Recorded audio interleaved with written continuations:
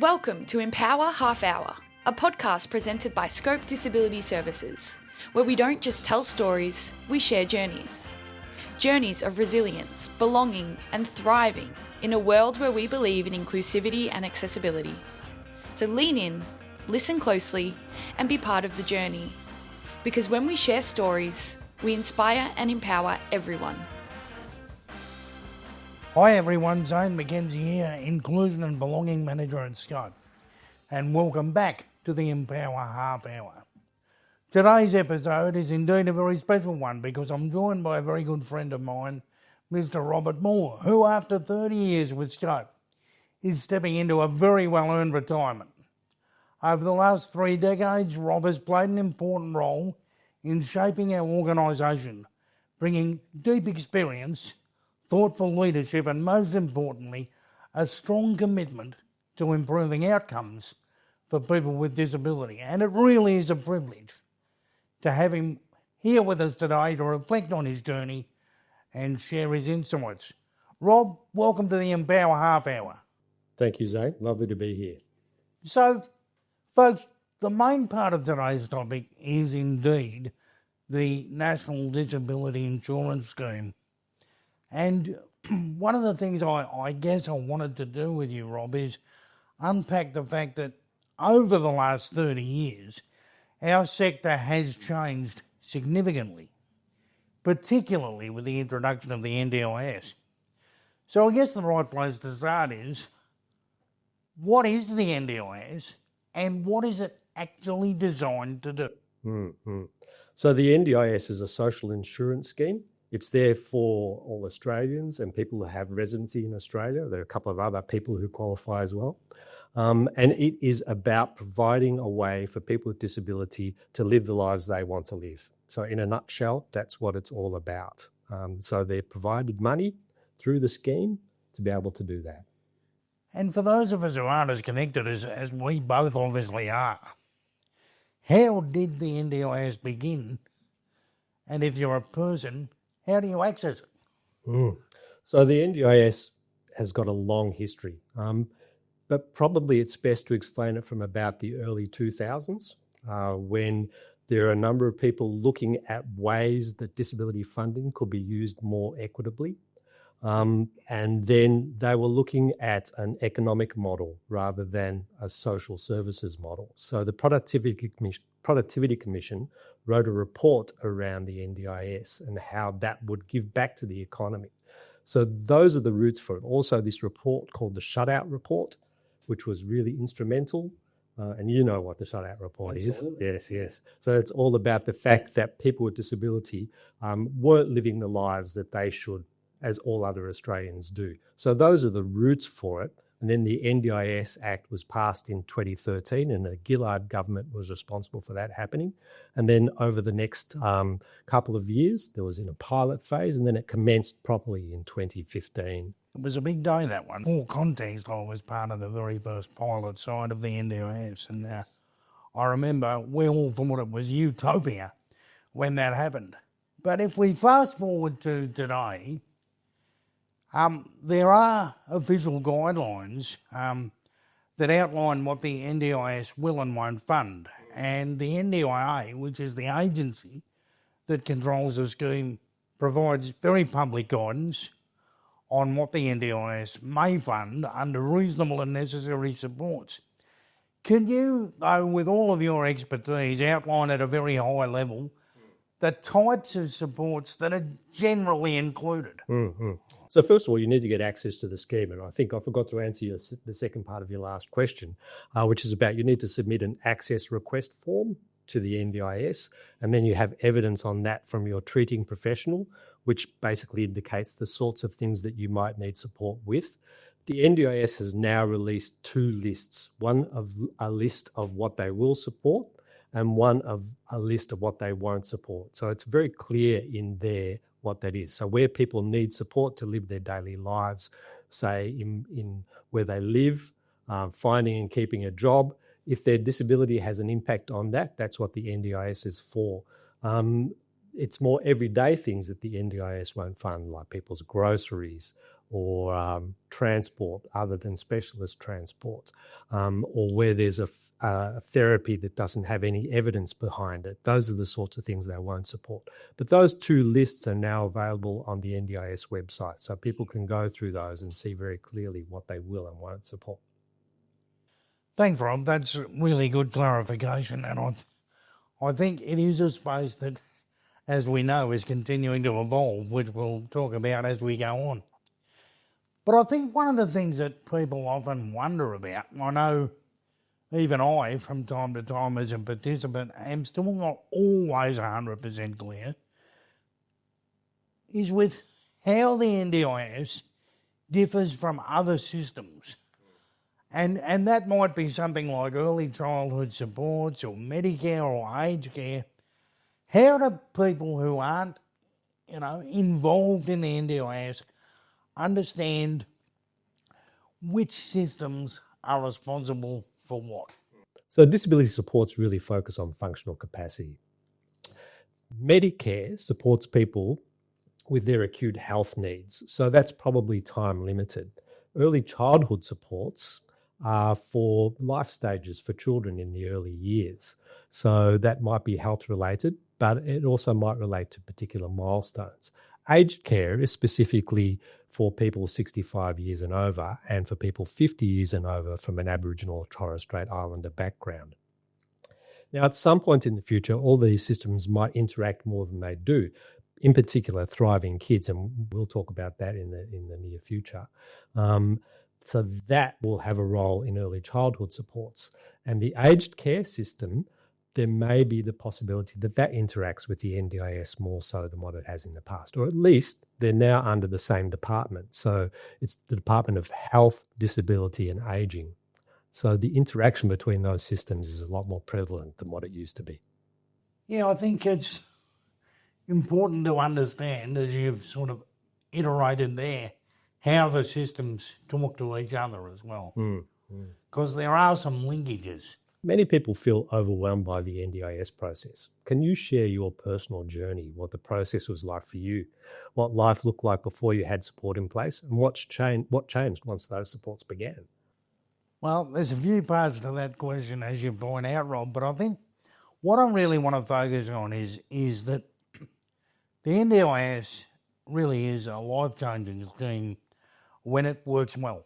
And when I reflect on where I was prior to the NDIS, I was a person without any significant employment. I was receiving a disability support pension, and I was doing some pinch hitting, doing some public speaking and consulting and a little bit of education work here and there around disability awareness.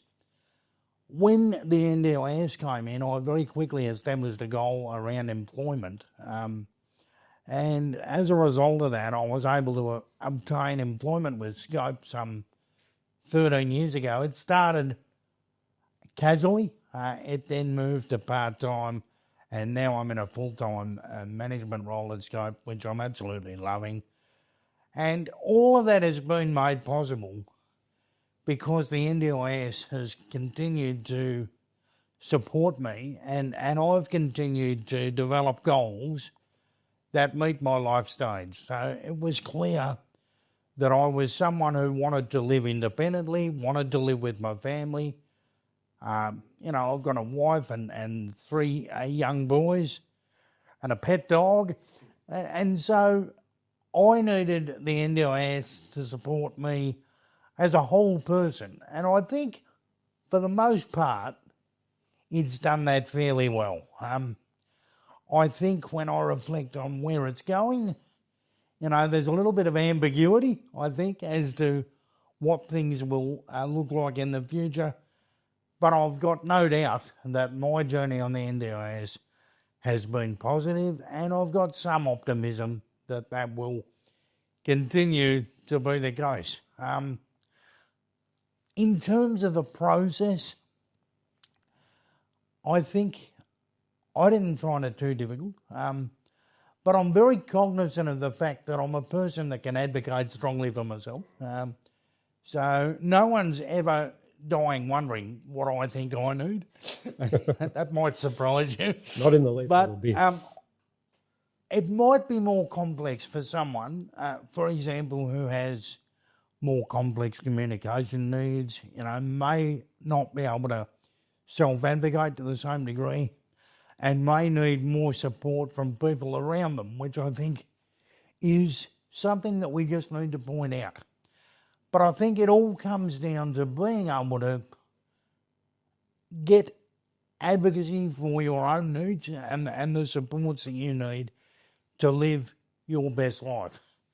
And if we and others can support people to do that, I still believe the scheme can do a really good job for people with disability. Zane, looking back, what do you wish someone had explained to you earlier about navigating the NDIS? Rob, I'm not really so sure it's a matter of anyone explaining anything to me, but I think over time I probably understand the NDIS better than I did. And that's partly because of the work that I do and partly because of getting to know people such as yourself who are very knowledgeable in the area.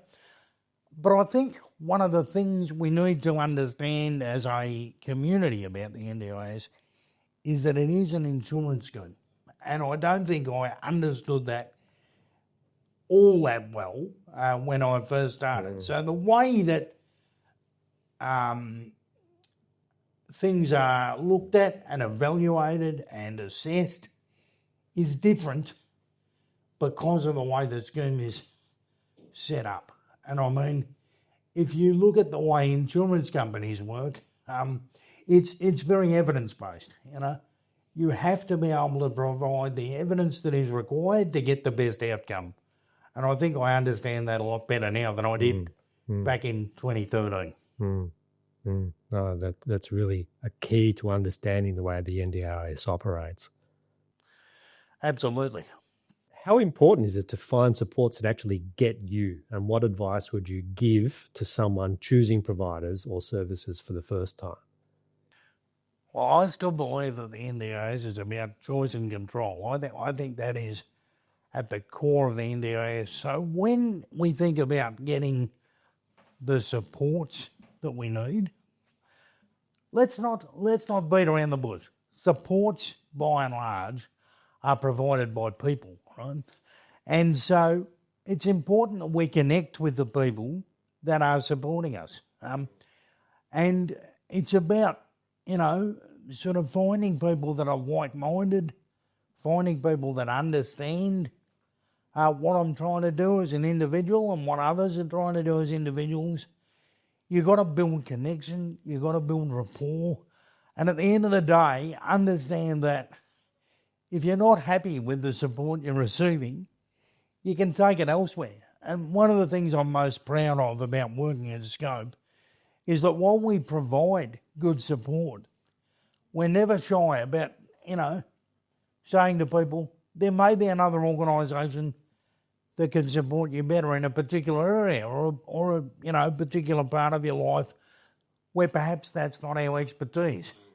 So I think it is about asking yourself what it is that you really want as an individual, who is best positioned to support you with those goals, and then making sure that you take the time to build the understanding and connection with the people around you that are charged with the responsibility of providing that support. No, those relationships are critical. Absolutely. Great question, Rob. Well, Rob, I'll return now back to the hosting duty now that we've had our bit of a role reversal there. I'm just thinking about we've spoken a little bit about the fact that the NDIS is evolving. There have been a number of reforms that have already been introduced. Some others are rolling out. Some others are planned. But there have been several reforms that have already been communicated by the NDIA, and I'm wondering if you can provide a bit of a summary as to the key changes and how they are either impacting or will impact participants. What are your thoughts on that? So this is an enormous question to be answering because it's going to revolutionise the scheme. As you said, there have been a couple of amendments to the NDIS Act last year and the year before. And the main thing that's coming in the near future is new framework planning. So over the next 5 years, from the 1st of July, basically everybody in the NDIS will get a new framework plan. And what that involves is an assessment using a new tool, the ICANN tool, they're calling it. It's version 6, which has been prepared by the University of Melbourne and the Centre for Disability Studies to work in a disability context. So people will be assessed using that tool. There'll also be a personal circumstances questionnaire that goes along with that to understand people's individual situations. And for people with complex needs, that may be supplemented by reports from their main professionals involved in their lives. So what that's all about is ensuring that their plans are geared specifically toward the support they need in future. Yeah. So that's coming very soon. Moving on to another, I suppose, a little bit of a precarious area, but we'll deal with it as best we can. There has been a lot of discussion across the broader community and in government for some time now about the financial sustainability of the NDIS, particularly over the long term. What does that mean in practical terms for participants, families, and I guess how it might or will affect how the scheme operates in the future? So the Productivity Commission report we were talking about earlier anticipated there'd be just over 400,000 people in the scheme. They later revised that estimate to around 475,000. There are now over 750,000 people in the scheme. They also anticipated it would grow much slower in terms of the cost than what it has. It was growing at 10.3% at the end of 2025. Now, in the long term, if the scheme's going to be here to meet the needs of people with disability, something's got to give somewhere. So that means spending less, but spending it on the right things. And the assessment that I was talking about earlier is making sure that people are assessed for their functional capacity. And that is going to help bring down the expenditure on the NDIS to ensure that it's here long term, that it doesn't just fade out. And similarly, Driving Kids, which was announced last August by the new minister, Mark Butler. And Thriving Kids is for children under the age of 9. There's just been an agreement struck between the federal government and the states and territories. So there's $4 billion going to be devoted to that. And that will work more with the existing infrastructure in society. So including early childhood centres, and that people can get services locally for their children with disability who have mild or moderate autism or developmental delay. The NDIS is still there for children with severe disabilities, but that mild and moderate end of things, that's what Thriving Kids is going to be for. So that's also helping to make the scheme more sustainable in the long term. I see that, Rob, as quite a good development, and I think when I reflect on some words that I heard, 12 months ago or so, the NDIS was never designed to be the only lifeboat in the ocean. I think it was Bill Shorten said that. Yeah. And I think that's what, some of these changes are designed to make sure happens, is that, it's not necessarily a one-stop shop, but it's part of a suite of supports, and I think that's great. For somebody who is unsure, though, whether the NDIS is right for them or even someone who's feeling a bit stuck in the process, I'm curious to know what practical steps they might take next. So they could go to their local area coordinator. So every area in Australia has a local area coordinator that manages, looks after the NDIS there. There are also advocacy groups like People with Disability Australia or the Association for Children with a Disability. There are government resources that are available online as well. All of those sorts of things can help people negotiate getting onto the NDIS and understanding what it's about. Thanks, Rob. I hope that helps some of our listeners out there today that might be, dealing with the process. Is there any other advice that you would offer people apart from using those services? So I think it's really understanding what it is you want out of the NDIS to be able to do that. So looking to see what other systems might work for you in the first instance. The NDIS is there for people who need something to do. It's a term that they use, functional impairment. And everybody who's moving to those new framework plans I'm talking about is going to get what's called an impairment notice over the next few years. So if you understand what the NDIS provides, gathering that sort of material and working with your treating professionals, even though they might not be involved in this new framework planning, they can help you in understanding what the NDIS has to offer. Thanks, Rob. Now, if we can just change tact for one moment, can you just tell us a bit about yourself, Rob? And I mean, when you reflect on your journey, 30 years at Scope, for me, that's massive. I thought I'd been here a long time. What's made you stay here for 30 years? So, first part of the question, I am from a very large family. Both my father and my mother's father were born in Ireland, which makes me a dual EU and Australian citizen. I hold 2 passports. I'm not going to have any trouble getting into the UK like some people will. I have always been intellectually curious from the youngest age imaginable. Won't go into a great amount of detail, but that meant that I did a lot of study growing up. And I did an arts and law degree at university and studied business later on. Moved around a few different jobs before I came to Scope, including working for the government and working in London for 5 years in various roles, including commercial roles. And I've been with my partner, Gary, for 40 years. Close.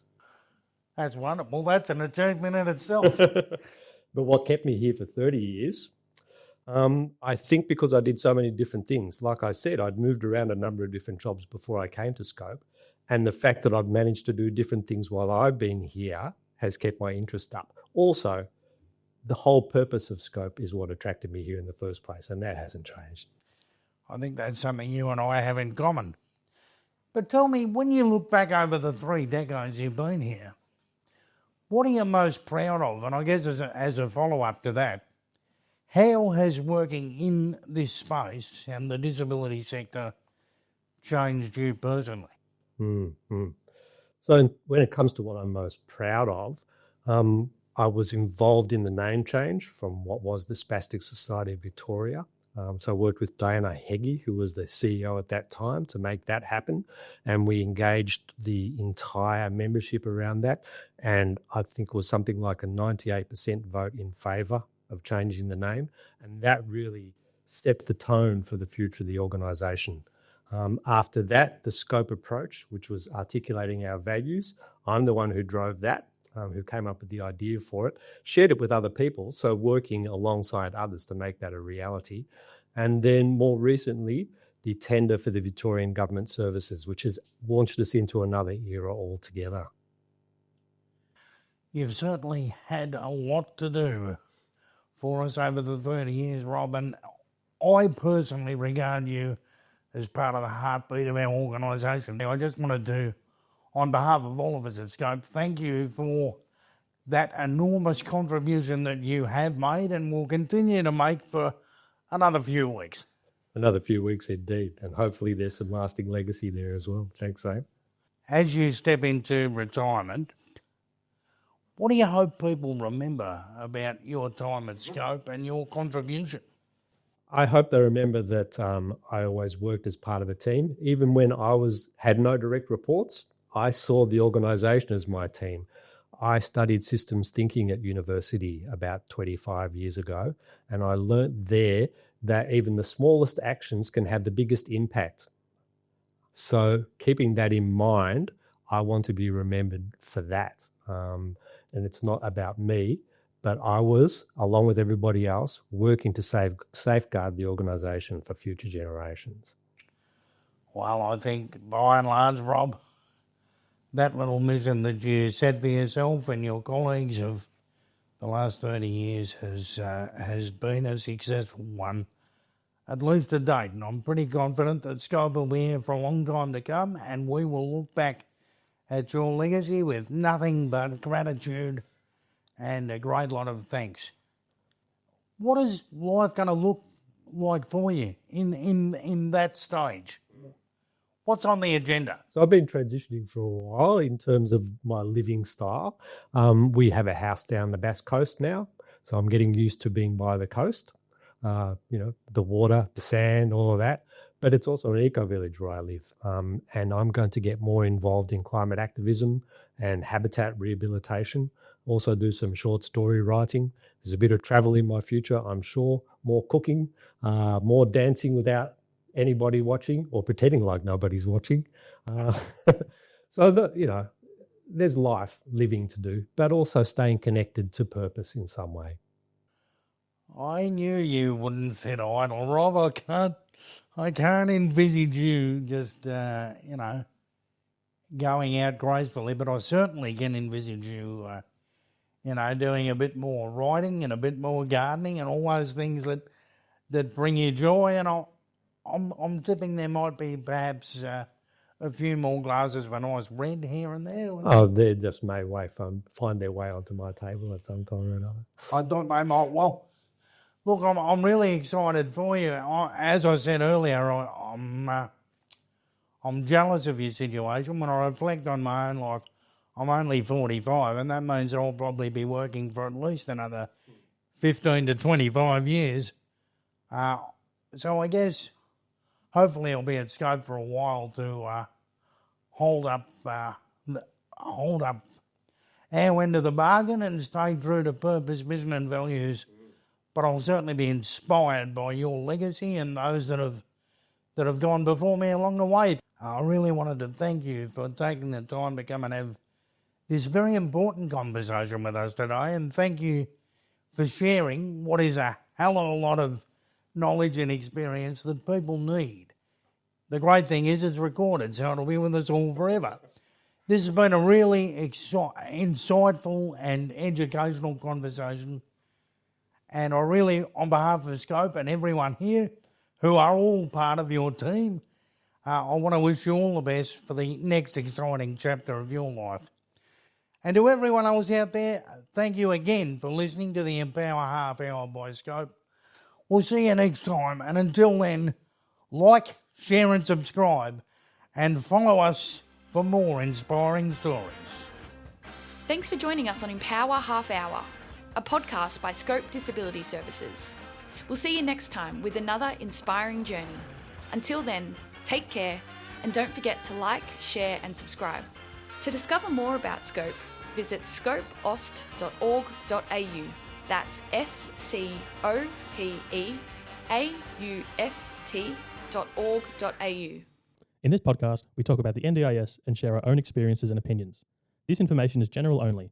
It is not legal advice, NDIS advice, or professional guidance. Please don't rely on it to make decisions about your own NDIS situation. Everyone's circumstances are different. So if you need help or advice about the NDIS, we recommend speaking to a qualified professional who can give you guidance that's right for you.